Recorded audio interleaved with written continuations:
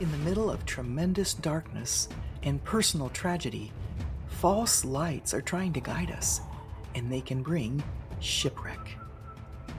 We must be focused on God's pathways and His light in the storms of life. Christ is the light of navigation.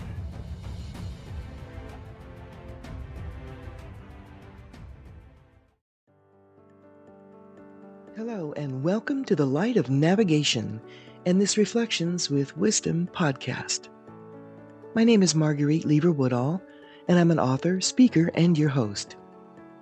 In these podcasts, I love to explore and contemplate different life issues, to find their solutions through the lens of God's wisdom and His words. In this 18th episode called The Tree, I'm looking at the frustration and anger that can surface when we don't believe God is coming through for us like we want Him to. This Reflections also includes a powerful response from God that came with it. Will you join me in exploring this tough issue of life to find God's pathway through it?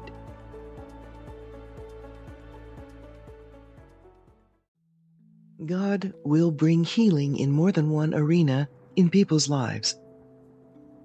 Sometimes the healing is needed in our soul, not the physical body. Events that occur in our lives can scar us, and their memories dominate mentally and emotionally, especially when we least want them to. I've personally encountered, for the lack of a better way to put it, a fracturing of the soul that can occur in a traumatic moment or event. It's like a part of us becomes so hurt or angry that it goes off into a corner inside of ourselves, stays there, and pouts. It's as if that part of you becomes stuck in the moment of an event or events, historically, and you can't get out. A part of you continues to dwell there in time and in memory. Psychologists refer to it as disassociation. In layman's terms, it's divorcing yourself mentally and emotionally from a bad occurrence. In the extreme, it looks like multiple personalities, and in its mild and common form, we call it daydreaming. I guess it's a matter of how deeply we decide to hide during a traumatic event and exit life somewhere on the inside of ourselves. Though I believe it's a God-given defense mechanism when emotional wounding occurs, it protects our sanity. This can become a partial rebellion of the soul if it's not healed or resolved at some point in time. We need to journey toward becoming whole again and not remain fractured on the inside. We're so fearfully and wonderfully made by God, yet so complicated in many ways. For years, I've struggled with periodic anger. This anger causes me to lash out at myself verbally or a current situation that's frustrating me. It can also be someone's thoughtlessness and self-centeredness that's a catalyst, and it irks me to no end. One of my greatest fears is not representing Christ well to others.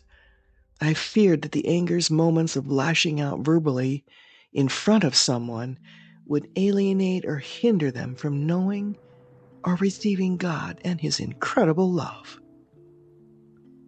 As I brought the situation in prayer before God one more time, He finally stepped into my moments to speak about it.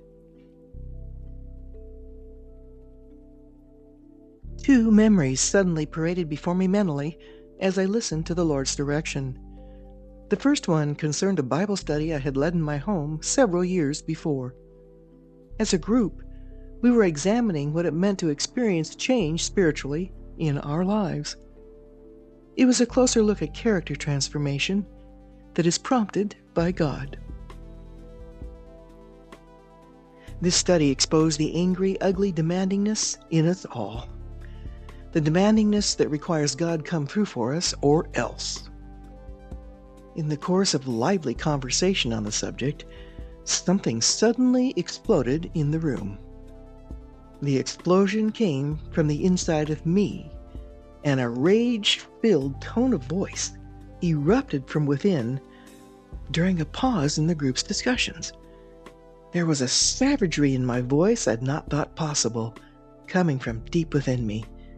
It was unstoppable, and I felt like another person was speaking when it boiled over.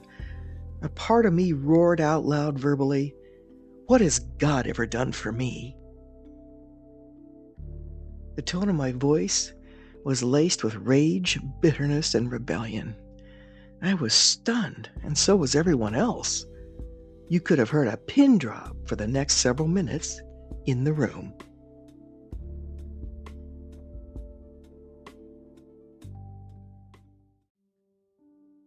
The second memory quickly followed on the heels of the first one. It was about a dark and snowy winter night in Boise, Idaho. I was a young teenager living on my own for the first time. There I was, standing inside a phone booth on a street corner. I was weeping as a snowstorm outside the booth was swirling all around me. I had no food, blankets, or necessities in the small apartment I had rented. I'd been trying to call a friend I knew for help, but without success. And this person had, in my mind, been the only person who showed me some semblance of love and care in my life. I needed rescue desperately in those moments, but I couldn't reach them. I'd never felt so lost and alone and abandoned. God was revealing the source of some of the anger in my life. The second memory and the feelings of abandonment were connected to the outburst of anger that occurred during the Bible study several years later. These two memories, collectively, represented the feelings of abandonment and rejection I'd lived with as a young person. I'd felt stranded and forsaken by God. The profound absence of love or affirmation from one of my parents, for most of my life, had left me feeling like an orphan, rejected. At some point, I took control of my life as best I knew how. I thought, God wouldn't be there, right? Where was He when I needed Him the most? Those painful, lonely events eventually defined and imprisoned me. As a result, I came to believe that I had to do everything myself and in my strength, because no one else would come through for me to save the day. I needed to take control. I've often referred to this self-sufficient attitude as the little red hen syndrome.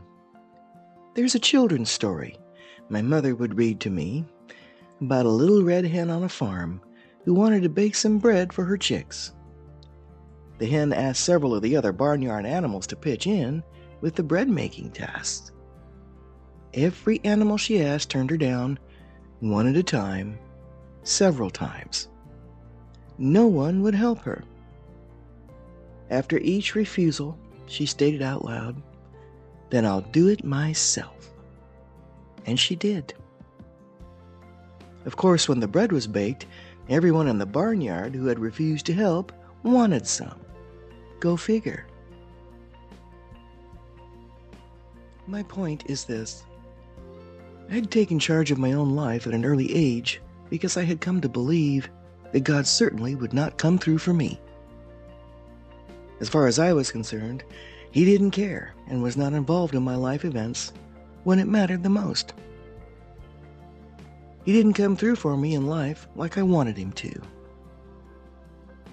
And I wonder, how many of us feel that way? Do you? Sometimes God will slap you with the truth at the right moment to bring needed freedom and healing. When He does, it's alive and powerful. He spoke His truth to me in those moments, after He brought those memories to the forefront once again. It was short and to the point. This time, as I heard the echo of my words spoken years ago, "What has God ever done for me?" I heard him reply, "What about the tree?"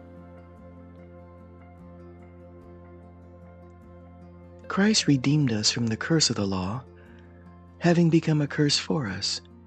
For it has been written, "Cursed is everyone who is hung on a tree." Galatians 3:13. Thank you for taking time to listen today. If this podcast would be an encouragement for someone you know who struggles with those control issues, please pass it on. Your comments are valued and subscribing would be deeply appreciated. In the next episode of Reflections called The Oaks of Righteousness, I'll be sharing about a second vision I was given years ago and what it means to be a tree.